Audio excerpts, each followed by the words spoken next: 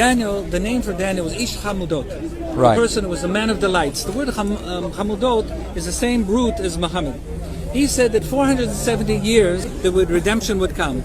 Now 470 years after the destruction when Hadrian plowed the Temple Mount. 132, yeah. 132. Plus, what's 132 plus 470? That's a huge difference. 622. Yes. What Okay. happened in 622? The Hijra. Yes. So there were many Jewish people that believed that. Guys, did you catch that? If you're a Christian, this should be unbelievable for you. Okay, so let's try to understand what's happening right now. The rabbi is saying, take a look and read Daniel 9. It doesn't take that long. It's not that long. So please take a look at Daniel 9. It's all about the destruction of the holy city and more specifically the temple, as is mentioned in verses 26 and 27. When the angel Gabriel visits Daniel, he calls him Esh Hamudot in verse 23, which is connected to the name Muhammad. So that's just an etymological sort of, Ha, Mim, Dalit, right? That's a nice connection. That's a smaller thing. Then the rabbi says that, hey, don't forget that this was talking about the destruction of this holy temple. That did actually happen. Hadrian, the Emperor Hadrian, destroyed the Temple Mount. And he is correct that they destroyed it and started to rebuild the city starting in 132 to 135. So that means what? That in the year 132, that this was plowed. And they both know this history very well. Okay.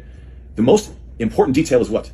Gabriel tells Daniel in verse 24, 70 sevens are decreed for your people and your holy city to finish transgression, to put an end to sin, to atone for wickedness, to bring in everlasting righteousness, to seal up vision and prophecy, and to anoint the most holy place.